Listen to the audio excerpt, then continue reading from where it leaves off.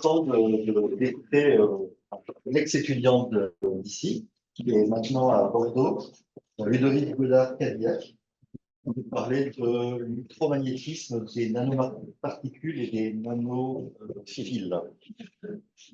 Merci Yves pour cette présentation, merci pour l'invitation. Je vais vous parler du travail que j'ai réalisé quand j'étais à Strasbourg l'an dernier avec deux physiciens du laboratoire physique de Strasbourg, Paul-Antoine Hervieux et Giovanni Manfredi, ainsi que quatre mathématiciens, donc Raphaël Koch, Clémentine Cortez, Guillaume Perrière qui est maintenant à Lille et Yannick Cluva qui est maintenant à Nancy. Ah, ça ne marche plus. Voilà. Je vais commencer cette présentation, ce séminaire par une introduction au micromagnétisme, aux principales idées qui sont sur les différents modèles étudiés, et après je présenterai notre travail. Alors le micromagnétisme, c'est une partie de l'étude du magnétisme qui s'attache à étudier les phénomènes magnétiques qui se passent à des échelles très petites, et donc du coup où il y a des phénomènes quantiques qui apparaissent et qui deviennent des éléments non négligeables, voire même centraux dans l'analyse des phénomènes. Bon, au niveau des principales applications du micromagnétisme, les plus connues sont le stockage d'informations à haute densité, où on arrive à stocker de l'information en mettant des spins haut et bas. Donc ça, c'est la première carte à puce qui a existé dans l'histoire, où il y avait 8 bits. C'est évidemment pas beaucoup pour stocker de l'information, mais ça marchait parfaitement bien. Maintenant, on a des choses beaucoup plus. Alors, pour le micromagnétisme, quelques éléments de théorie quantique. Donc là, je vous ai remis la règle de Kleshkovsky qui permet de remplir les différentes couches électroniques d'un atome, donc qui se dérivent à partir du principe d'exclusion de Pauli et des équations de Schrödinger. Et là, je vous ai remis la règle de Hund qui vous dit que lorsque vous remplissez une couche électronique, à l'intérieur de la couche, ce sont les spins alignés qui sont privilégiés, et ensuite vous remplissez les spins dans l'autre sens. Là aussi, c'est une loi qui se dérive à partir des équations de Schrödinger. Et il y a un phénomène qui se passe important lorsque vous avez deux nanoparticules ou deux atomes proches, c'est un phénomène d'interaction d'échange, qui est différent de la liaison covalente. La liaison covalente, vous avez vraiment les deux atomes qui sont échangés entre les deux noyaux des atomes voisins. L'interaction d'échange, c'est moins fort. Vous avez une partie du nuage électronique qui se superpose. Donc, du coup, vous avez une interaction quantique spécifique qui se produit à ce moment-là. Et essentiellement, ce qui peut se passer, c'est que ces remplissages de couches électroniques doivent se mettre à partager des propriétés en commun. Et notamment, dans un certain nombre de cas, qu'on appelle le cas où il y a une interaction symétrique, eh bien, vous allez avoir un phénomène de ferromagnétisme, c'est-à-dire qu'en fait, la règle de Hund va s'appliquer non pas à un atome isolé, mais va s'appliquer aux deux atomes en même temps qui partagent partiellement leur nuage électronique. Et donc, du coup, vous allez avoir une tendance à ce que les spins des deux atomes voisins s'alignent les uns avec les autres. C'est ça qui explique le phénomène de ferromagnétisme, donc la tendance de la matière à s'aimanter, au moins localement, dans un cristal magnétique. Alors, le modèle de Brown, c'est le modèle le plus simple et qui est déjà extrêmement compliqué et riche pour le micromagnétisme. Il consiste à étudier l'énergie suivante, l'énergie magnétique suivante. M, ça va être l'aimantation au point X du domaine oméga où se produit le phénomène ferromagnétique. Et vous avez essentiellement 4 termes. Donc, le premier terme qui est régi donc, par cette interaction constante, c'est lui qui vient donner l'effet ferromagnétique. Donc, quand vous minimisez cette énergie, que fait ce terme-là? Eh bien, il tend à ce que localement, les spins s'alignent et vous avez un magnétisme émergent qui arrive. Et après, il y a différents termes qui apparaissent. Le premier terme ici, c'est un terme qui vient modéliser les phénomènes d'anisotropie dans votre cristal local, qui apparaissent de manière assez naturelle dans le magnétisme. Je vous expliquerai pourquoi la slide suivante. Ensuite, vous avez un champ extérieur. Ça, c'est des choses qui sont très importantes à modéliser, puisque quand vous faites la lecture d'une carte mémoire, vous avez un spin, vous allez le retourner pour changer sa valeur. Donc là, il faut bien comprendre ce qui se passe quand on applique un champ extérieur. Donc, le moment tend à s'aligner sur le champ magnétique. Et après, vous avez un terme qui est un terme démagnétisant, qui est l'interaction avec le champ magnétique induit par le système de spin lui-même. D'accord? Donc, le système de spin, si jamais vous avez M, un ensemble de spins sur oméga, valeur dans S2, le champ démagnétisant, il est solution de ce système d'équations différentielles. C'est comme ça que vous mesurez l'auto-interaction du système de spin avec lui-même. Ça, c'est l'énergie. Et à partir de ça, vous pouvez également déduire une loi d'évolution, si ça veut bien marcher. Donc, essentiellement, ce qui va se passer, c'est que la loi d'évolution, je la présenterai juste après, va tendre à minimiser cette énergie. Et c'est un système fondamentalement frustré, donc il passe son temps à aller de minimum locaux en minimum locaux dans votre énergie. Donc, vous avez des systèmes qui peuvent ressembler à des vortex, ici, où les spins tendent à s'aligner localement, mais globalement, ça fait une singularité ici. Vous pouvez avoir la situation où tous les spins se mettent à s'aligner les uns avec les autres. Mais ça, si la particule est trop grosse, c'est une situation instable, puisque vous avez le champ démagnétisant qui intervient et qui brise l'uniformité, qui fait apparaître ce genre de structure. Et le plus souvent, on a plutôt ça, c'est-à-dire des domaines de Weiss, c'est-à-dire des domaines où le champ le spin est parfaitement aligné, et après une frontière, et un autre domaine où le spin est aligné dans une autre direction. Donc ça, c'est des images qui sont dans le livre de François Allouge. Voilà, donc ça, c'est le genre d'objet qu'on obtient. Il y a un vortex qui se déforme de là. Je vais faire la même. Je m'en occupais. Au niveau de l'équation d'évolution, on peut être tenté de mettre les équations de Maxwell, mais évidemment, comme il y a un phénomène quantique sous-jacent, on s'attend à ce que ce ne soit pas le bon phénomène. Alors, si vous mettez Maxwell, vous savez, vous avez le spin qui va tendre à s'aligner sur le champ magnétique, qui va faire un phénomène oscillant de balancier autour du minimiseur. Si jamais vous avez évidemment de la dissipation, il va converger vers une situation alignée avec le champ magnétique. Par contre, ce qui se passe ici, c'est un autre phénomène qui est lié à la mécanique quantique. Et en réalité, le spin, au lieu de s'aligner, se met à faire un mouvement de précession autour de l'angle qui fait avec le champ magnétique. Et ça, c'est le terme dit de Landau et Lifshitz, qui est là. Et l'ennui, c'est qu'en fait, ce n'est pas suffisant.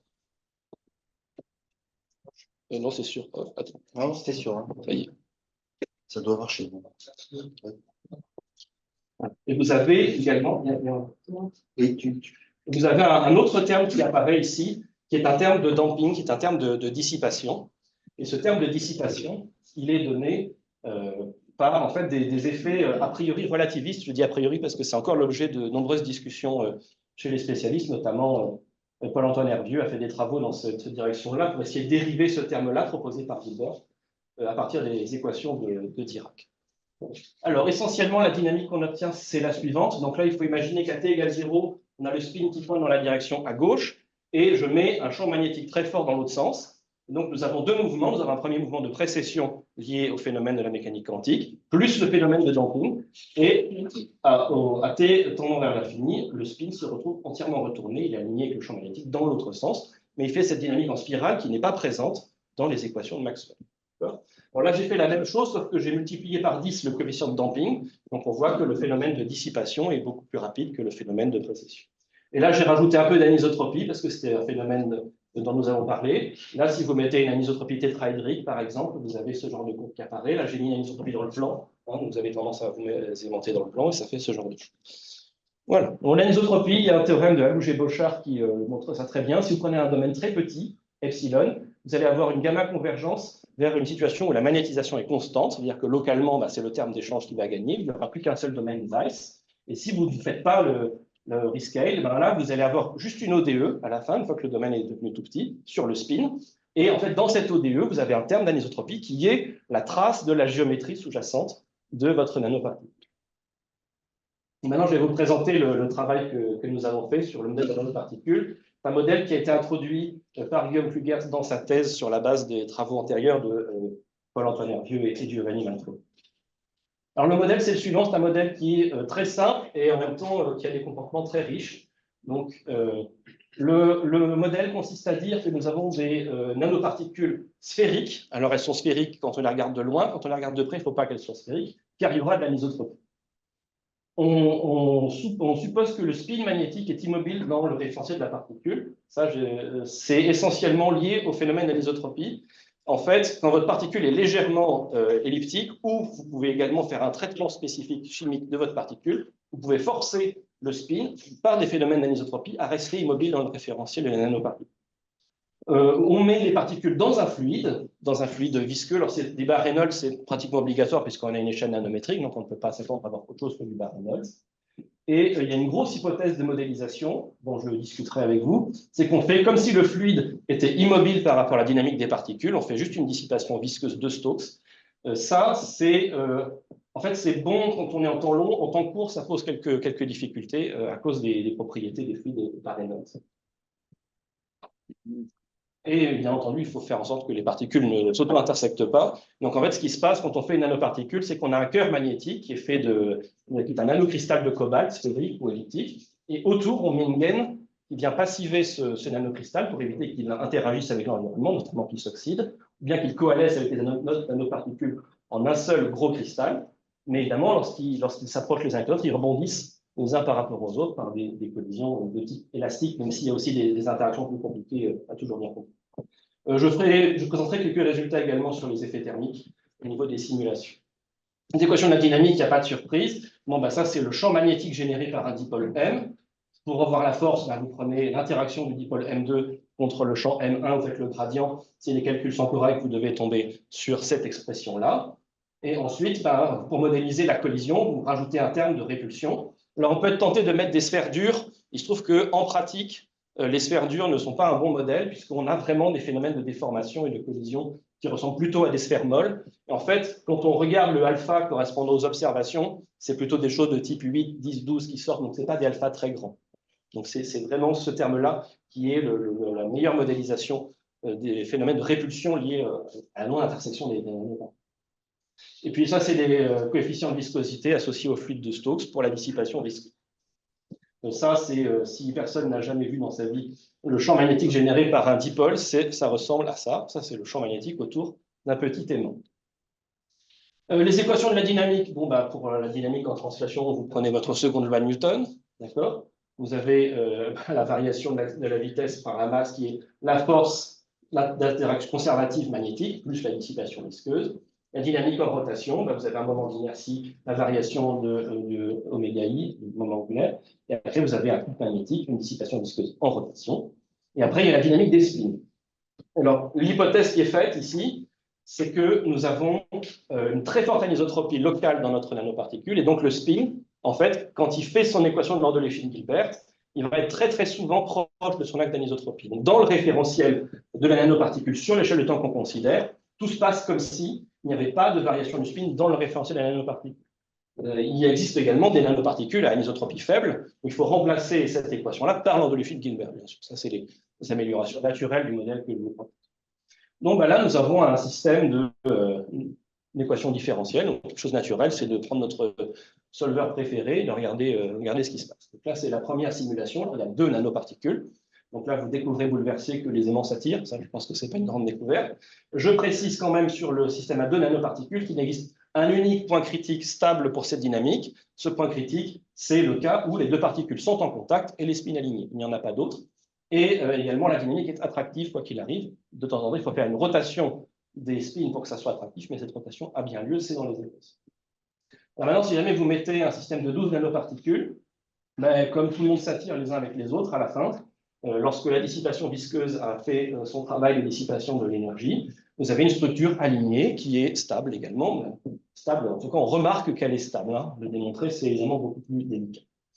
Et ce qui se passe quand vous commencez à mettre 12 nanoparticules, c'est que vous avez parfois d'autres structures qui émergent. Vous voyez, donc là, par exemple, vous pouvez avoir une structure en anneau qui apparaît, et cette structure en anneau, simplement, c'est la structure alignée, sauf que les 2 dernières nanoparticules se sont attirées, et ont refermé, et ont fait une structure en anneau. Alors, si jamais vous commencez à mettre beaucoup de nanoparticules, là, vous remarquez que ça fait des choses un peu moins faciles à comprendre. Alors, essentiellement, ça correspond quand même à ce que les physiciens voulaient voir, mais l'analyse est plus délicate, donc ça fait un système de filaments, d'accord, qui essaie d'interagir les uns avec les autres. Il y a également des points triples qu'on voit apparaître ici. Puis quand on regarde la dynamique, qu'est-ce qu'on voit? On voit des systèmes de filaments qui se forment, mais qui éventuellement, tant qu'on n'est pas dans un puits de potentiel, ces filaments peuvent se casser et se recombiner. Et donc, il peut y avoir des systèmes de dynamique non triviale, de modification de la structure. L'échelle de temps, alors, essentiellement, c'est de l'ordre de la microseconde. c'est quand même des choses très rapides quand les nanoparticules sont proches. Quand les nanoparticules sont éloignées dans le fluide, là, il y a des échelles de temps un peu différentes qui apparaissent. En fait, comme on a une modélisation très simple de la viscosité, l'échelle de temps d'apparition des chaînes de nanoparticules n'est pas la bonne. En revanche, la dynamique du filament lui-même correspond à peu près aux échelles de temps auxquelles les physiciens s'attendent. Ouais. Alors, la simu suivante, c'est la même donnée initiale, sauf qu'au milieu de la simulation, je branche le champ magnétique et je regarde un champ magnétique extérieur uniforme, et je regarde ce qui se passe. Donc, essentiellement, ça fait ça. Voilà, vous avez la structure qui se forme, et là, le champ magnétique apparaît. Et ce que fait le champ magnétique, c'est qu'il va rompre un certain nombre de liaisons magnétiques sur la structure, et la structure va tendre à s'aligner avec le champ magnétique extérieur. Donc, c'est comme ça qu'on arrive à fabriquer de grandes structures de chaînes de nanoparticules qui sont toutes alignées les unes avec les autres. C'est l'un des processus pour fabriquer les nanophiles, notamment. Il y en a plusieurs, mais c'est l'un d'entre eux, c'est celui-ci. Donc, il y a un appauvrissement de la structure au profit d'une structure très simple. Alors après, il y a une autre chose qui intéressait pas mal les physiciens et les chimistes, c'était le cas où on rajoute une contrainte qui est z égale 0, c'est-à-dire qu'on demande à ce que la dynamique soit purement planaire. Alors le spin, lui, se balade toujours sur la sphère S2, mais la dynamique est planaire. Il y a plein de situations où on arrive à fabriquer ça dans le domaine de la chimie. L'objectif, c'est de pouvoir mettre ça surtout sous un microscope électronique à transmission et pouvoir l'observer véritablement. En pratique, c'est très compliqué de l'observer, puisqu'un microscope électronique, ça bombarde des électrons sur votre structure. En fait, ça casse tout. Donc, c'est très compliqué à observer ce coup. C'est pour ça qu'il y avait un intérêt. Et si jamais vous rajoutez un champ magnétique au milieu de la simulation, ben là, sans surprise, votre structure va s'aligner sur le champ magnétique que vous avez appliqué. Donc, le résumé. Nous avons des structures simples quand n est petit, donc des anneaux ou des structures alignées. Et quand n grandit, on commence à voir apparaître des systèmes de filaments avec des points triples et des systèmes de raccords. Quand n est grand, eh bien, on a l'apparition de grands systèmes filamentaires, ici, dont la dynamique est assez compliquée, avec des points triples et des raccords qui peuvent éventuellement se faire et se défaire, tant qu'on n'est pas dans un minimum local de l'énergie potentielle.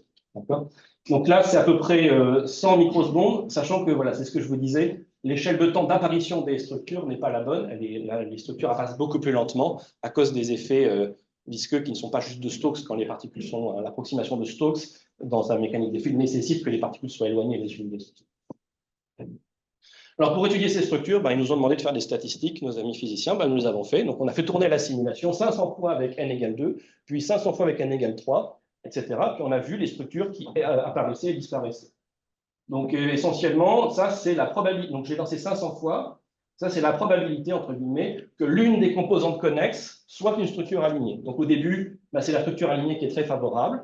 Et quand la densité de nanoparticules dans le fluide, c'est-à-dire ici le nombre de nanoparticules dans la boîte de calcul, est grande, eh bien, on voit que le nombre de situations où la structure alignée disparaît. C'est une structure, entre guillemets, instable au profit d'autres structures. Alors, comment est-ce qu'on mesure le fait qu'on a une composante connexe? En fait, il se passe qu'on arrive à avoir une borne a priori sur la distance relative des centres. C'est comme ça qu'on sait si les particules sont collées ou sont dissociées. Pour savoir si on est aligné, ça c'est une régression linéaire. Il faut vérifier que les spins sont bien alignés sur la droite de régression que vous avez obtenue. Ça se fait très bien en informatique. Là, ça c'est la probabilité d'avoir une structure en anneaux. Donc au début, on n'a que des structures alignées. Puis il y a une sorte d'âge d'or des anneaux qui apparaît là aux alentours de 10, 12, 13, 14. Et en fait, ce qui se passe, c'est que petit à petit, les anneaux se mettent à disparaître au profit des structures beaucoup plus complexes que nous avons observées dans les simulations que je vous ai montrées tout à l'heure. Et ça, c'est la probabilité d'être ni une structure alignée, ni un anneau. Bon, là, sans surprise, vous avez des structures complexes qui apparaissent dans votre statistique. Et également, vous vous mettez à avoir plusieurs composantes connexes qui émergent dans votre système quand vous avez convergé vers une donnée initiale de système. Ça, c'est les grandes idées de ce qu'on observe sur les simulations de vie. Alors, on a mis dans la simulation, c'est assez naturel, mettre un peu de température, voir si ces structures sont stables ou instables, essayer d'avoir une compréhension un peu précise de la stabilité de la structure. Donc ça, c'est l'énergie potentielle et l'énergie cinétique au cours moyenne, d'accord, sur un intervalle de temps donné, d'accord. Et vous mettez une température, donc c'est un bruit gaussien, et vous observez ces courbes-là. Alors l'énergie cinétique, ça c'est pas très surprenant. Elle évolue de manière linéaire par rapport à la température. Et concernant l'énergie potentielle, vous avez essentiellement deux, entre guillemets, transitions de phase. Vous avez une première transition de phase à peu près ici, on voit là, il y a un drop, il y a une grande, donc ça c'est ordre 1, brutal. Et là, il y a une grande transition de phase qui apparaît ici. Donc ça, c'est la signature de structures qui changent ou qui se désagrègent. Ça, j'ai fait un petit zoom pour montrer que c'est bien une transition dans l'autre. Donc là, j'ai mis l'évolution du système à une température T basse. Donc là, ça, c'est l'échelle de temps, c'est des microsecondes. Là, j'ai mis l'énergie cinétique, l'énergie potentielle, l'énergie totale. Ici, j'ai mis mes deux indicateurs statistiques qui me disent si j'ai une structure alignée ou une structure en anneau. D'accord? Donc là, c'est aligné tout le temps. À T égale 0, je le prends aligné. La température est basse, l'agitation thermique est telle qu'on reste prisonnier de ce minimum local dans l'énergie qui est la structure alignée. Et ça, c'est le nombre de particules isolées. D'accord? Donc là, toutes les particules sont ensemble, il n'y a pas de particules isolées. Là, je mets un peu de température, et là, qu'est-ce qui se passe? Au bout d'un certain moment, l'indicateur qui me dit que je suis aligné, il tombe à 0,2, donc je ne suis plus aligné. Et au contraire, l'indicateur qui me dit que je suis un anneau, lui, il monte. Donc là, on a un phénomène naturel qui est le fait que le système est passé d'un puits de potentiel à un autre par effet thermique, c'est-à-dire qu'à force de s'agiter, il a franchi le point col, et il est descendu dans l'autre puits de potentiel. Autrement dit, là, le système aligné, à force d'être agité thermiquement, les deux extrémités se sont rencontrées, se sont attirées, et ça a fermé la boucle ici. Et ce qui est intéressant, c'est que à ce changement de puits de potentiel, on retrouve la signature énergétique de ce changement de structure dans le système. Si vous augmentez encore la température, là j'ai fait x2, là vous êtes tout le temps en anneau, ça veut dire que la structure en anneau est beaucoup plus stable que la structure alignée, ce qui est une chose à laquelle on s'attend, et dans ce cas-là, vous avez tout le temps une structure en anneau, donc le système s'agite au fond de son puits de potentiel et ne retourne pas sur le puits de potentiel en structure alignée. Puis maintenant, si vous mettez 410, vous rentrez dans la deuxième transition de phase. Là, vous avez des phénomènes assez intéressants qui apparaissent. C'est que de temps en temps, il a suffisamment d'énergie pour retourner dans son puits de potentiel initial, vers la structure alignée, c'est-à-dire simplement que l'anneau, il y a une liaison magnétique qui vient se casser, et l'anneau se remet en structure alignée quelque temps avant de retourner dans le puits de potentiel associé à la structure en anneau, ici. Et donc, en fait, à chaque fois qu'il fait une incursion vers l'autre puits de potentiel, à chaque fois qu'il y a une modification de structure, sans surprise, dans l'énergie, on a la signature associée à ce changement de structure. Il y a même eu un petit moment où il y a une particule isolée qui est apparue ici. Et ben on a la signature de ce moment. Ça, c'est déjà moyenné. Donc, dès que je vois un truc là, même si ça n'a pas l'air très grand, là, il y a un vrai intervalle de temps pendant lequel une particule est partie de la structure avant de revenir. Donc là, on a la signature énergétique de cette exclusion. Si j'augmente encore la température, là, j'ai un phénomène d'évaporation ou de vaporisation qui est bien connu de ceux qui font une transition de phase en physique. C'est-à-dire que petit à petit, les particules sont arrachées à la structure, et puis à la fin, j'ai plus de structure du tout, ça on se rien. Et en fait, ce qu'on voit même là, qui est un peu plus précis, c'est que la façon dont cette évaporation se produit, c'est la suivante. C'est d'abord, on a un anneau, l'anneau se casse en deux sur une chaîne, et il reste là-dedans, dans cette situation alignée, et en fait, il y a la dernière particule de la chaîne à l'extrémité qui n'est pas aussi bien accrochée que les autres, qui se retrouve éjectée de la structure, et après, l'anneau se reforme, plus petit, avec une particule qui a été arrachée. On le voit très bien à plusieurs endroits. Ici, en fait, à chaque fois que vous avez une particule qui est enlevée, ça correspond à une excursion en structure systématique. Alors, si vous augmentez encore la température, là, vous avez vaporisation, mais cette fois-ci beaucoup plus rapide. D'accord? Toute la structure s'éloigne, et après, vous avez une phase gaz, entre guillemets, où les nanoparticules se baladent librement, sans interagir. Il n'y a plus de liaison magnétique du tout, et on peut vérifier. Alors, oui, pardon. J'ai compris. Quand tu dis qu'il se casse en deux, tu veux dire qu'il se casse en un, quoi. Oui, pardon. La liaison magnétique se rompt. Il y a une seule liaison, il Oui. n'y a pas deux liaisons. Oui, pardon. Non, je me suis mal informé. Effectivement, il y a une liaison magnétique qui se rompt, et une fois que c'est aligné, il y a une particule qui arrache. L'unité de temps, c'est ça. L'unité de temps, c'est le micromètre. Pardon, le microseconde. Merci. Heureusement qu'il y a des physiciens dans la salle. Bon, leur bilan, donc vous avez une phase alignée au début. Après, vous avez un changement brutal vers une phase anneau. Après, vous avez une alternance de phase alignée et de phase anneau.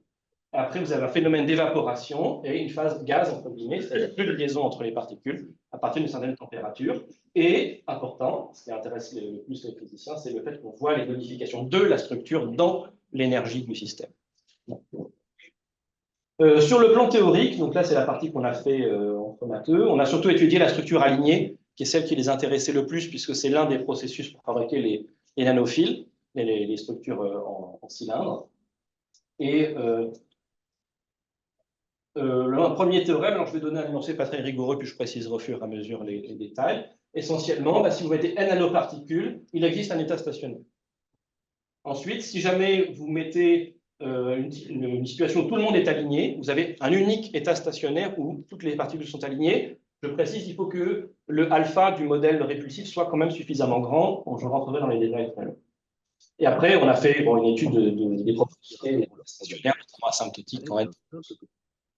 Alors, le modèle, c'est le suivant. Une fois que tout le monde est aligné, eh bien, les produits scalaires disparaissent et on se ramène à étudier le flot gradient pour x1, xn appartenant à R de cette fonctionnelle, d'accord? Donc, c'est simplement une somme double de toutes les distances avec L, qui est la fonction de Lennard-Jones, d'accord? Dans notre cas, bêta vaut 3, hein, mais vous pouvez prendre tous les bêtas que vous voulez, ça ne change rien. Et il faut bien sûr que alpha soit strictement plus grand que bêta pour que ce soit un système avec un puits, d'accord? Alors moi, quand j'ai vu ça, j'étais content parce que j'ai vu plein d'exposés sur cette fonction de Lennard-Jones. Sauf qu'en fait, la plupart des travaux qui existaient se concentraient sur le cas x1, xn dans Rn, avec n supérieur ou égal à 2. En fait, dans n égale 1, il y a assez peu de travaux, alors que c'est beaucoup plus simple. Donc nous, on était très contents. L'intérêt, quand c'est plus simple, c'est qu'on peut aller bien sûr plus loin dans les détails et dans la description de ce qui se passe. Donc, le potentiel de Lennard-Jones, je vous l'ai remis ici. Hein, c'est un système d'un puits qui n'est pas convexe, donc c'est évidemment une difficulté dans l'analyse. Et en utilisant l'invariance par permutation et par translation, en fait, on se ramène à travailler plutôt avec cette fonctionnelle-là, d'accord, où la somme pour L allant de J à I-1 de HL correspond bien sûr à XI moins XJ, que vous avez mis dans le bon ordre. Alors, premier lemme que vous pouvez donner à les étudiants de première année, c'est l'analyse de cette fonction. C'est important d'avoir ses propriétés. Essentiellement, elle est décroissante puis croissante. Elle a un unique minimiseur global que vous obtenez en dérivant et en cherchant son zéro. Elle est convexe puis concave, égale. Il suffit de dériver 2 fois. Hein, quand vous dérivez, vous réobtenez la même fonction avec des paramètres un peu différents, donc il n'y a pas de grande difficulté dans l'analyse. Et alors, la conséquence immédiate de ça, c'est que vous avez une borne supérieure sur toutes les distances. Pourquoi? Eh bien, parce que si jamais vous calculez le gradient par rapport à HL de cette quantité-là, si L était supérieur ou égal à S, toutes les L' qui vont apparaître seront dans la zone où L' est négatif, et donc, eh bien, vous avez naturellement trouvé le fait, naturellement, vous en déduisez que vous n'étiez pas sur un... Essentiellement, qu'est-ce qui se passe? Si jamais vous avez deux particules qui sont à distance S bar, en fait, vous avez toutes les autres particules loin qui viennent compresser ces particules parce qu'elles s'attirent magnétiquement, et donc, en fait, vous êtes en dessous, nécessairement, de S bar. Donc, la question qui se pose maintenant, c'est est-ce qu'on peut aussi, par ce genre d'argument, trouver non pas une borne supérieure, mais une borne inférieure, c'est-à-dire qu'à force de compresser, il y a le terme de répulsion qui est censé l'emporter, donc on est censé pouvoir trouver ce moment où il y a un équilibre, au moins par en dessous. Donc la réponse c'est celle-là, c'est borne inférieure sur les distances, donc là vous avez S bar qui est là, et là vous avez C bar, et il y a quoi qui apparaît? C'est la fonction zeta de Riemann. Il n'y a pas de grande surprise que cette fonction apparaisse, puisqu'on a des sommes de distance et une puissance négative partout, donc normalement on s'attend à ce qu'elle apparaisse. Et donc ça, c'est clairement la signature que, eh bien, en fait, toutes les attractions magnétiques ont perdu face à la répulsion, et donc que l'équilibre s'est fait. D'accord? En particulier, vous récupérez l'existence d'un minimiseur, vous faites simplement un argument de compacité, puisque vous êtes borné par en dessous, borné par au-dessus, tout se passe. Alors, faisons la preuve de ce lemme. Je prends un minimiseur et puis je choisis le I0 qui réalise la plus petite de toutes les distances et je cherche à minorer cette quantité. D'accord? Bon, je prends X tilde qui consiste à faire une petite perturbation de la chaîne lorsque je suis en I0 et I0 plus 1. D'accord? Bon, comme X est un minimiseur, naturellement, J de X moins J de X tilde, c'est négatif, j'écris ce que c'est. Et puis, vous passez à la limite H tend vers 0, vous avez l'inégalité qui est là. C'est en fait une inégalité, mais ce n'est pas important. D'accord? Et donc, j'isole le terme correspondant à XI0 moins XI0 plus 1. Et si j'arrive à avoir une majoration de ce terme-là, comme il y a un moins devant que je connais les propriétés de L', je peux m'en sortir. On est dans la partie où L' a le bon signe. Donc, le terme qui est là, on le travaille. L'idée, c'est d'utiliser le fait que nous avons une formule explicite pour L'. D'accord? Donc, L' ici, on remplace par ce que ça vaut, ça nous fait cette quantité-là pour le terme en L' de xi0 moins xi0 plus 1. Et là, on a quoi? Eh bien, on va avoir deux termes. Nous avons essentiellement un terme ici qui est facile à étudier. On voit déjà apparaître une structure en zeta, bêta plus 1. Et là, nous avons une somme double à étudier. Donc, Essentiellement, la première étape consiste à, si on note delta 0 la plus petite des distances, bon, bah, ça c'est directement égal à ça, il n'y a pas de difficulté. Et puis là, toutes les distances qui sont là, on peut les majorer une par bah, i moins, i moins j ici, fois delta 0. Et donc nous avons bêta b fois delta 0 à la puissance bêta plus 1 qui sort. Et là, nous avons des sommes qui ressemblent de plus en plus à la fonction zeta. Donc là, c'est là où nous étions arrivés, et nous n'avons plus qu'à travailler ces quantités-là. C'est celles-là surtout qu'il faut un peu travailler. Alors, qu'est-ce qui se passe? Bon, ben, on fait les manipulations standards sur les doubles sommes. Essentiellement, ben, on veut sommer à i moins j égale constante, donc c'est simplement une réécriture de la somme pour arriver ici. Mais après, on intervertit les deux sommes, vous arrivez à une somme de cette nature-là. Là, vous sommez sur i une quantité qui ne dépend pas de i, et donc si vous arrivez à majorer le cardinal associé, bon, bah, c'est un petit calcul simple, vous le majorez par k-1, et vous réinjectez ça là-dedans, eh bien, vous avez ce terme-là qui est celui-là, qui va vous donner, ça il suffit de réécrire cette somme en sommant du haut vers le bas, et après vous avez cette somme double, bon, bah, avec la majoration, elle va nous donner la somme pour k allant de 2 à grand N, de k-1 sur bêta plus 1. Le moins 1 qui est là s'en va avec le moins 1 qui est là, après il ne vous reste plus que la somme pour k allant de 2 à N, que vous pouvez majorer par k allant de 2 à l'infini de 1 sur k puissance bêta, et vous avez votre fonction zeta qui est apparue à la fin de ces manipulations, zeta moins 1, puisqu'on a sommé à partir de 2. D'accord.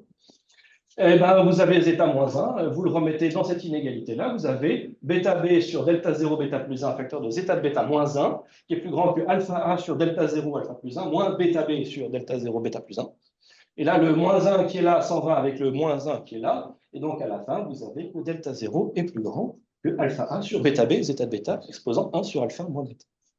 D'accord? Et ça, cette démonstration-là, c'est le modèle de toutes les démonstrations qui vont suivre. Il faut juste à chaque fois raffiner un peu. Vous voyez, au début, on a enlevé des termes à la puissance alpha. Bon, ben, à un moment donné, il faudra les remettre si on veut être plus fin, toutes ces considérations-là. Mais c'est vraiment ces manipulations-là qu'on a fait dans des versions essentiellement après, dans les calculs qui suivent, un peu plus précis. D'accord?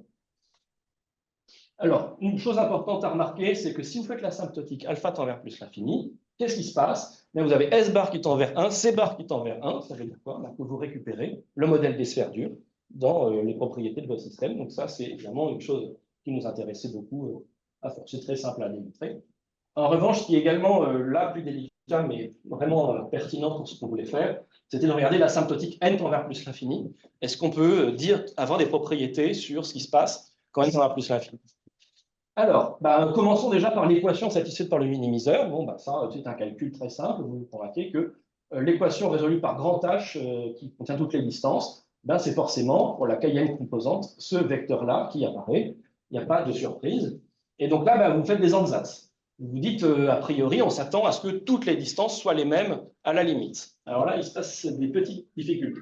Si vous remettez au milieu de la chaîne de nanoparticules, c'est-à-dire k égale en gros n sur 2, ou alors vous pouvez réécrire ça en disant que vous sommez donc i allant de moins n sur 2 à 1 et de j allant de 2 à n sur 2, vous passez à la limite. Là, vous avez cette équation-là qui est vérifiée. Cette équation-là, vous reprenez toutes les manipulations qu'on a fait pour calculer le calcul de C bar, et vous introduisez naturellement H bar, solution de cette équation-là, qui vous paraît être l'ansatz naturel vers lequel toutes les distances sont censées converger, à savoir alpha a zeta de alpha divisé par zeta bêta 1 sur alpha moins bêta. Et maintenant, si vous faites autrement, c'est-à-dire que vous dites, je prends k égale 1, cette fois-ci, je ne suis plus au milieu de la chaîne, je suis à l'extrémité.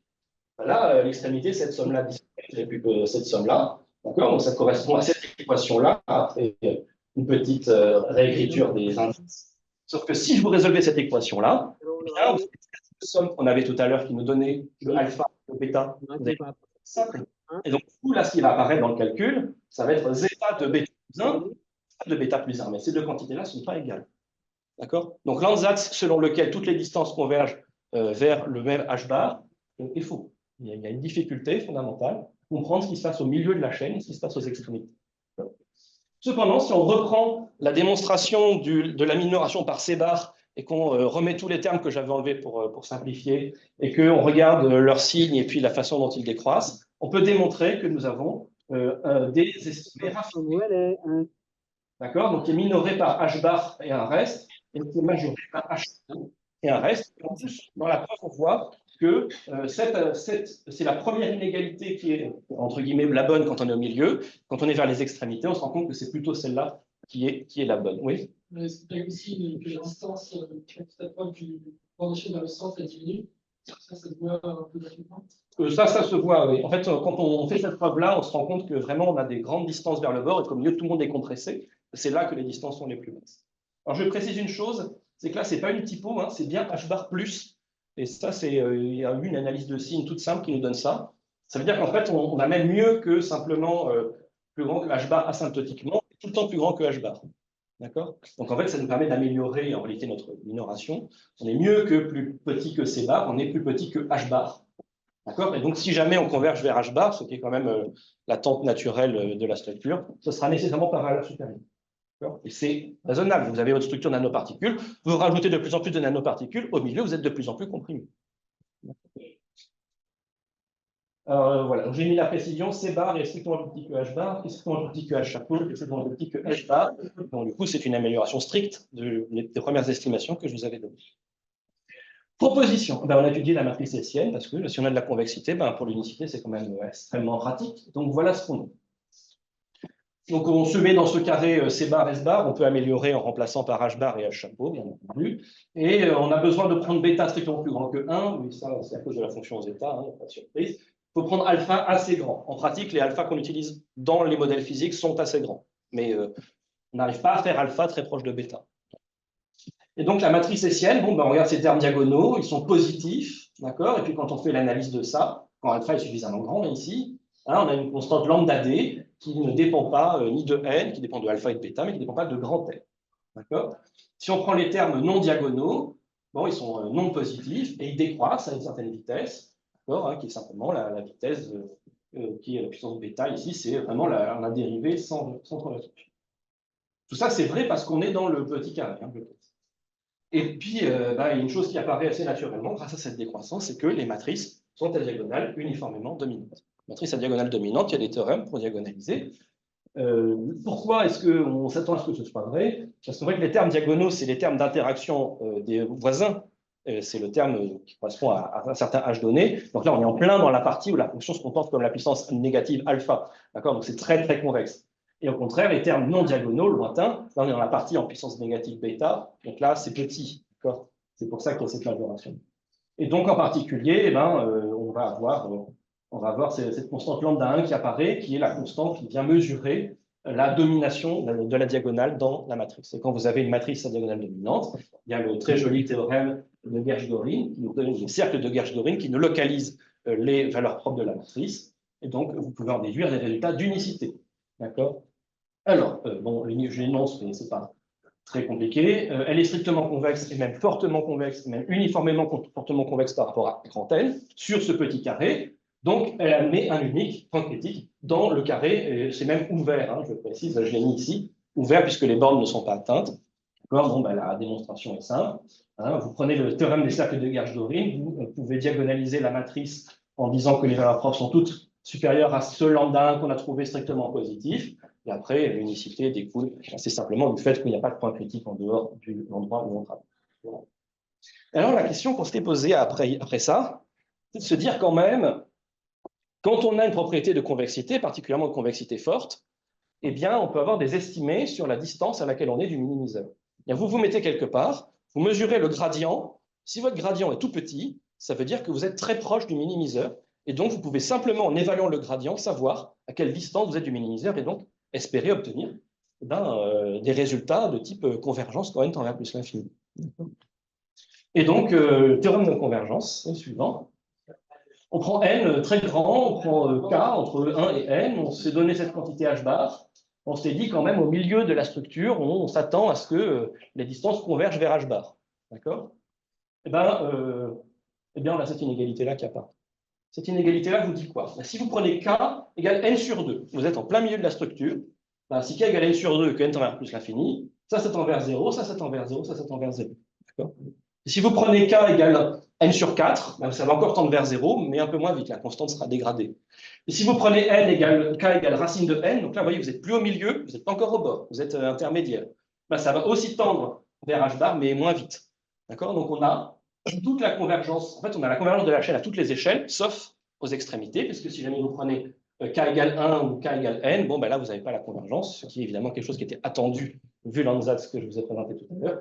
Mais partout ailleurs sur la chaîne et à n'importe quelle échelle, vous avez la convergence de HK étoile vers H bar. Alors, on a découvert a posteriori que en fait, la convergence avait déjà été démontrée par eux, mais ils n'ont que la convergence au centre de la chaîne et ils n'ont pas le taux de convergence. Donc, notre résultat est une amélioration stricte du travail qu'ils avaient fait en 70. Alors, pour ça, ce qu'il faut faire essentiellement, c'est de reprendre la démonstration sur les disques de Gershgorin et d'améliorer l'analyse de ce qui se passe dans le théorème, c'est-à-dire de faire du Gershgorin quantitatif. Donc, il faut mettre des paramètres partout, je pense que vous pouvez passer. Vous prenez une matrice strictement diagonalement dominante et vous supposez qu'il y a une décroissance dans les coefficients. Eh bien, vous pouvez démontrer dans ce cas-là qu'il y a également une décroissance dans les coefficients de l'inverse. D'accord? Et vous pouvez estimer précisément que la décroissance est la même dans les deux cas. Et puis également, vous pouvez majorer les coefficients diagonaux à partir de la minoration que vous avez sur les coefficients de la diagonale. Et c'est comme ça qu'avec ce Gershgorin quantitatif, que je ne vais pas vous démontrer, vous pouvez obtenir l'estimer la décroissance des coefficients. Alors, preuve du théorème, comment on fait? On prend H étoile qui réalise le minimum, et on prend ce fameux H bar qu'on espère être la solution. On prend l'équation sur H bar, que se passe-t-il? L'équation sur H bar, quand J est à n fixé, on a cette chose-là qu'on peut réécrire comme ça. Et l'équation sur H bar, c'est quoi? C'est exactement cette quantité-là, sauf que là, vous mettez l'infini, là, vous mettez l'infini, qui est égal à 0. C'est ça l'équation sur H bar. D'accord? Donc, en fait, quand vous faites le gradient de J de H bar à n fixé, vous avez exactement quoi? Vous avez la série associée dont la limite est la valeur du gradient de H bar. D'accord? Donc, si vous préférez, là, c'est une série, alors c'est une série à deux sommes. D'accord? Donc là, on est sur n. D'accord? Donc là, je somme dans un petit carré. Et puis, quand ça tend vers l'infini, cette somme-là vaut 0, puisque c'est l'équation sur H bar. Et donc après, naturellement, je découpe en deux rectangles. Quand je réécris la somme, ça serait écrit comme étant 0 moins le reste de la série. Et le reste d'une série sommable, ça a la bonne propriété de tendre vers 0. On peut même voir à quelle vitesse. Alors, comment on fait? Une fois qu'on a écrit l'équation sur H bar et qu'on est à cette égalité-là, on replaît la manipulation habituelle, c'est-à-dire qu'on somme sur J-I égale L. Ici, on a ça qui apparaît. Une fois qu'on a sommé sur J-I égale L, on intervertit les deux sommes, d'accord? Donc cette somme-là sont interverties. On n'a plus qu'une somme ici qui ne dépend plus de L, elle dépend dans les bornes. C'est pas grave, il y a les bornes qui apparaissent dans la sommation, mais quand on commence à réécrire tout ça un peu proprement, celle-là, il faut la casser en deux si on veut enlever le max qui nous embête. À la fin, on retrouve avec cette égalité-là, qui n'est que des manipulations algébriques élémentaires, même si elles sont un peu lourdes, on a cette égalité-là. Et là, puisque n est supérieur ou égal à 2, oui, ça c'est un commentaire, ça c'est comme ça qu'on démontre qu'on converge par valeur supérieure, on arrive à cette égalité, on peut même démontrer ce résultat. Et après, il faut utiliser le fait qu'on est dans la zone où L' se comporte comme la puissance négative bêta, bêta plus 1 pour L'. C'est-à-dire qu'on a les termes qui sont loin, qui interagissent sur le H bar qu'on regarde. Donc j'injecte cette majoration dans cette égalité-là. Donc sans surprise, ce terme-là, il nous fait apparaître un LH bar bêta plus 1, ce terme-là, il nous fait apparaître LH bar bêta plus 1, et lui aussi. Il y a le K devant, il est là, L plus K moins N, il est là, L moins K, il est là. Et après, on fait un petit peu d'inégalité triangulaire, je crois que c'est ça, et il y a cette espèce de fonction xi qui apparaît comme intermédiaire de calcul, d'accord? Ça c'est xi de K, ça c'est xi de N moins K, ça c'est xi de grand N. Cette fonction n, vous la regardez dans les yeux comme il faut, L moins n c'est tout le temps plus petit que L, donc là vous sommez de n plus 1 à L exposant moins bêta, et donc vous majorez naturellement, ça c'est après vous faites une comparaison série intégrale, xi de n vous le majorez par n bêta moins 1, pour le constant de bêta, qui dépend de bêta, et donc à la fin vous avez votre majoration du gradient. Votre gradient sera donc petit. Vous êtes fortement convexe, vous savez que vous êtes proche du minimiseur, et c'est comme ça que vous allez récupérer votre estimé. Alors allons-y. Je réécris ma hessienne sans difficulté, et là je dis, j'ai le théorème de Gershgorin, comment faire apparaître une puissance moins 1 de la hessienne? Simplement je reprends mon H bar, je inverse la hessienne, et c'est en gros, voilà, à l'inverse de la hessienne, le gradient J de H. Donc on a cette inégalité qui apparaît, qui est simplement le produit de la hessienne moins 1 fois le dérond JH, où là j'ai une bonne majoration, et donc ici, j'utilise la propriété de Gershgorin pour majorer comme ça. Et donc après, quand j'utilise cet estimé dans le calcul l'estimé que nous avons calculé précédemment sur le gradient de J, cette majoration-là, nous avons le terme diagonal ici, qui est là, correspond à un gradient J, puis les gradients JL, ils nous forment une somme ici, et donc là, le travail n'est pas terminé. Il faut travailler un peu cette somme-là. Et en fait, le travail de cette somme-là ressemble déjà à ce qu'on a fait dans la preuve de Gershgorin. Donc, ça se majore de la manière suivante. Donc en fait, si jamais vous regardez ça dans les yeux, ce que vous voyez, c'est que c'est le terme d'un produit de matrice. Hein, d'accord? Ça, c'est le terme I, ça, c'est le terme J, ça, c'est la somme sur K. C'est un produit de matrice. En fait, quand vous faites la preuve de Kerr-Göring quantitatif, le lemme clé, il ressemble exactement à ça. Donc là, bon, ben, on fait ça. Alors comment on fait ça? Ben, il y a, bon, je prends I structure inférieure à J. Il y a le premier cas, hein, le cas où je somme pour K de 1 à I-1. Ce premier terme-là, bon, ben là, je majore directement réécrire la somme, c'est une majoration assez facile qui fait apparaître un HK, et puis un J-I plus H, et puis à la fin, naturellement, le J-I, on le sort en terminant la majoration, et puis nous avons un zeta gamma qui apparaît. Si maintenant vous faites le contraire, c'est-à-dire que vous vous placez dans le cas où la somme va de J plus 1 à N, le terme là, vous pouvez le majorer, il y en a un en réindexant la somme, il y a un J-I plus H gamma qui sort et un H gamma. Le H gamma va vous donner le zeta gamma qui apparaît, et le J-I, quand vous avez finissé votre majoration, il est devant. Vous avez ça. Puis après, vous avez les termes intermédiaires. Alors, essentiellement, ce qui se passe, c'est que soit J-I sont très proches, dans ce cas-là, cette somme, il n'y a personne dedans, donc c'est pas grave. Soit ils sont très loin, donc si jamais vous la coupez au milieu, là, tout ce qui va se passer, c'est que vous aurez deux fois, en gros, les sommes qui sont là. Hein, vous faites le couper au milieu, et cette somme-là se majore avec les mêmes arguments que ceux qui sont là. Et à la fin, vous avez à nouveau majoré par J-I puissance gamma. Donc, c'est comme ça que vous faites votre problème et que vous concluez la preuve du théorème de convergence. D'accord. Et pour Kerr-Göring quantitatif, c'est une variation autour de cet argument-là qui est réalisée. À propos de l'anneau, puisque c'était également la structure qu'on avait, là, les produits scalaires réapparaissent, hein, puisqu'on n'a plus une structure alignée. Mais ce qui se passe, c'est que l'anneau, lui, il y a beaucoup de symétrie. Et donc, pour étudier l'anneau, c'est beaucoup plus agréable, beaucoup plus facile. Donc, essentiellement, l'anneau, c'est quoi? Eh bien, on a les positions, c'est R fois cosine, pas de surprise. Les aimentations, elles sont tangentes au cercle dans lequel se trouve l'anneau, donc ça s'écrit comme ça. Et donc, le théorème qu'on démontre, c'est l'existence et l'unicité de l'anneau, et on trouve une formule explicite pour le rayon de l'anneau. La formule explicite, elle est pratique parce que, vous savez, le alpha là, qui modélise la répulsion élastique des particules qui se touchent, expérimentalement, c'est pas si facile que ça à déterminer. Et en fait, une manière de faire, c'est de regarder au microscope électronique les anneaux, compter le nombre de particules qu'il y a dans le rayon qu'il fait, dans le alpha. Dans la formule explicite, évidemment, c'était quelque chose d'assez important. Alors, le lemme, essentiellement, on prend le gradient, les différentes quantités qui nous intéressent, gradient magnétique, terme de répulsion, gradient par rapport à M également, cette fois-ci, on a des produits scalaires qui apparaissent.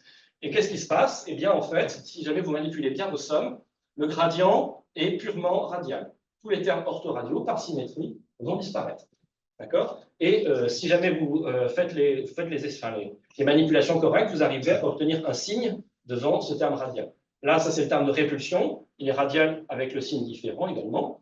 Et le gradient par rapport à M, là, le calcul vous amène à ce qu'il soit parallèle à M, sauf que si vous prenez la contrainte étant que le spin soit tout le temps de norme 1. C'est que le gradient de cette contrainte, c'est aussi parallèle à M. Donc, en fait, ça, c'est juste le multiplicateur de Lagrange associé à la contrainte que vous devez rester sur la seule. Donc là, ce terme-là, vous êtes très content.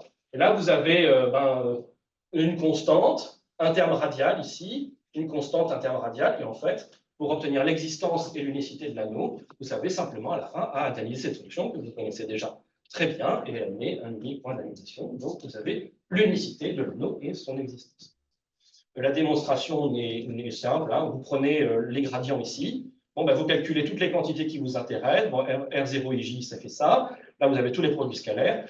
Il y a plein de trigonométries extrêmement amusantes et divertissantes à faire pour tout mettre dans l'ordre. C'est assez important de faire se compenser les termes négatifs et les termes positifs, hein, parce qu'il faut qu'on puisse être sûr des signes, des multiplicateurs qui apparaissent dans le lemme précédent. Et ce qui est très important, c'est qu'il faut mettre ensemble dans cette somme les termes associés à l'indice J et à l'indice N-J. Parce que quand vous mettez ces termes ensemble, tous les termes orthoradiaux, en fait, se compensent. Donc, c'est plus que les termes radiaux, et vous pouvez vous ramener à l'argumentaire que j'ai présenté précédemment. Voilà. Au niveau du nanophile, alors je vais juste présenter les résultats qu'on a. Alors, le nanophile, pourquoi est-ce qu'on le fabrique comme ça? Il y a plein de manières de le faire, mais là, si on fabrique comme ça, le nanophile, il a une structure intéressante, c'est qu'au lieu d'être un cylindre parfait, il fait des sortes de bulles, comme ça. Lorsque, en fait, ce qui se passe, c'est que chaque particule est protégée par une gaine, et on met un réactant chimique qui va diminuer la taille de la gaine, et du coup, il va y avoir une coalescence partielle des cristaux. Vous allez avoir un seul cristal qui est formé de plein de petites bulles, avec des pincements dans la structure. Essentiellement, je crois que j'ai mis des dessins, normalement. Voilà, ça fait ça, d'accord? Ça, c'est après la réaction chimique, vous avez cette structure-là. Donc, vous avez un domaine qui a cette forme-là. Et là, ce qui se passe, c'est qu'il y a un modèle 1D qui apparaît, qui a été fait notamment par Gilles Carbou, qui vous permet d'étudier ce qui se passe. Et là, le terme d'échange, qui n'était plus présent dans les nanoparticules isolées, protégées, là, redevient actif. D'accord? Donc, à l'intérieur de chaque nanoparticule, on se met à avoir des termes d'échange entre les particules voisines. Et donc là, ce qui se passe, c'est que si jamais vous avez un pincement suffisamment fort, le terme d'échange est petit et donc vous arrivez à stocker de l'information.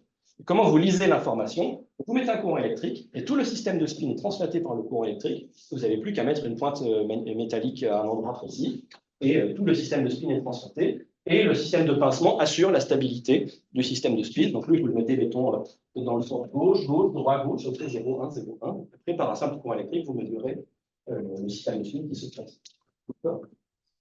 Alors nous, on a fait le cas où il y a juste un seul notch sur le fil infini, c'était déjà bien assez de travail, et évidemment, la perspective suivante, c'est de passer à 2 notches, 3 notches, 5, 6, l'infini si c'est possible, et on a étudié ça. Alors, notre notch, c'est quoi? Il y a un certain profil S, d'accord, qui est constant égal à 1 en dehors d'une certaine fenêtre, d'accord, donc un support compact borné, et S, il est pair et non décroissant sur R+.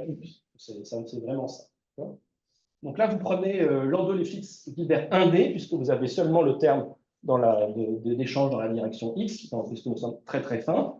Et dans l'endoléphix Gilbert 1D, vous prenez le travail de Carbou, et il vous dit que tout s'écrit avec une équation uniquement en θ, c'est-à-dire l'angle que fait le spin avec l'axe horizontal ici. Et seulement l'équation que vous obtenez à la fin, c'est une équation, pardon, elle est là, de Sturm-Liouville un peu modifiée avec ce terme en sinus. Et alors, cette équation-là, elle ressemble beaucoup à l'équation du pendule simple. Il y a juste ce terme-là qui apparaît, évidemment qui change de signe, hein, donc ce n'est pas un pendule simple, c'est un peu plus compliqué. Mais vous pouvez faire un travail d'analyse et d'existence de solutions, soit par des arguments de tir, ce que fait Carbou, soit par des arguments variationnels. Et nous avons été capables, grâce à des arguments variationnels, de démontrer l'unicité d'une solution. Voilà. Et je crois que j'ai terminé.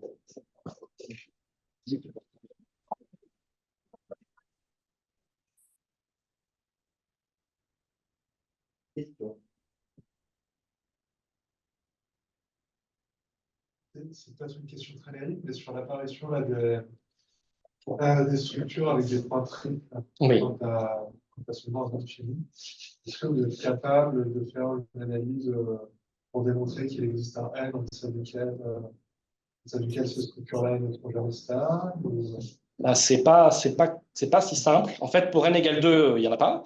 Pour n égale 3, on pourrait se demander s'il y a ne serait-ce que l'anneau, tu vois. On ne l'observe jamais, on n'a pas la preuve qu'il n'apparaît pas. Je pense que c'est faisable, mais on n'a pas réussi. Est-ce que la réduction dimensionnelle que tu as fait là, ça ne te permettrait pas de regarder un truc avec 3 filaments? Non, parce que là la réduction, le nanophile, c'est vraiment notre modèle. La classe, il y a vraiment les nanoparticules en coalescé. Et là, tu as un terme de gradient, c'est-à-dire que les spins ont tendance à s'aligner. Voilà. Et tu es obligé de les faire coalescer, sinon quand tu mets ton courant électrique, le système, les électrons ne se transmettent pas. Donc, par contre, une question naturelle, c'est de dire si je fais tendre n vers l'infini, mais le diamètre des nanoparticules vers 0, est-ce que j'ai un modèle limite? Ça, ce n'était pas notre sujet, mais c'est évidemment un sujet très important qui permettrait de répondre à ce genre de questions.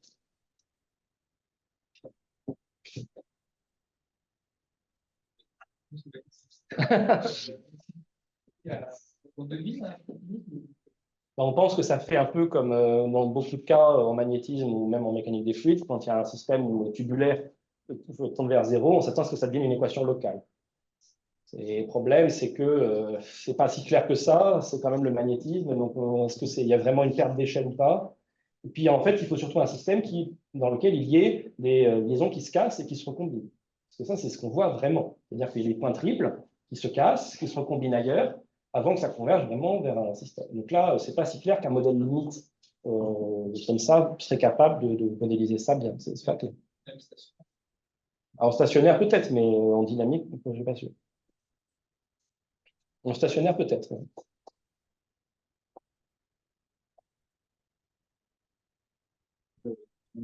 Dans le minimiseur 1D, n Oui. vers l'infini, il y a moyen d'estimer un profil limite, une normalisation qui part du bout, si tu essaies de regarder du centre, Oui. toujours H. H-bar, oui. C'est pas un film, une organisation qui ne permet pas de décrire. Bah, nous, on n'a pas essayé, mais ça serait naturel de le tenter comme ça, je pense. Mais ça te ferait qu'un trait, quoi. Pour répondre au problème des points triples, mais ne serait-ce que le trait, ça serait déjà une tentative naturelle.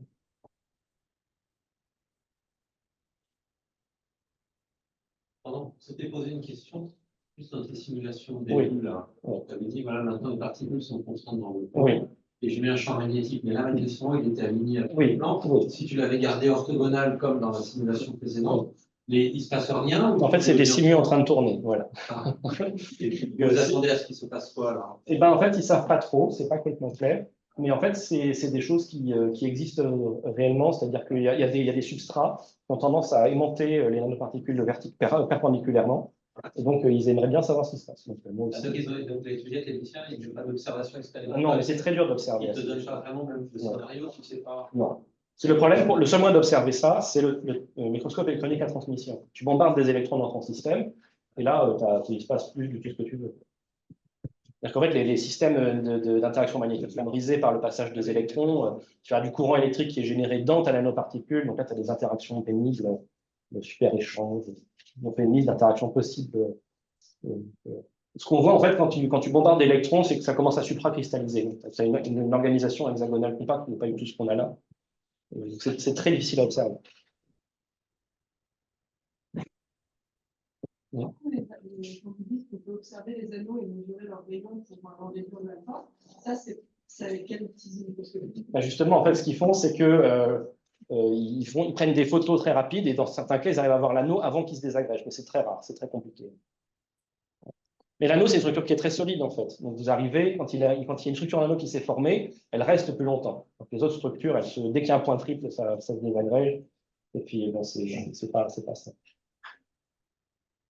L'anneau, c'est pratiquement le seul qu'on arrive à voir, puisqu'il est très stable, quand il n'est pas trop grand, bien sûr.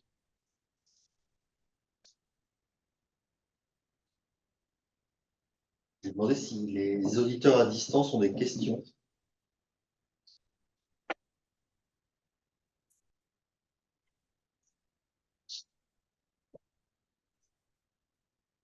Pas d'autres questions? Merci beaucoup alors. Merci à vous.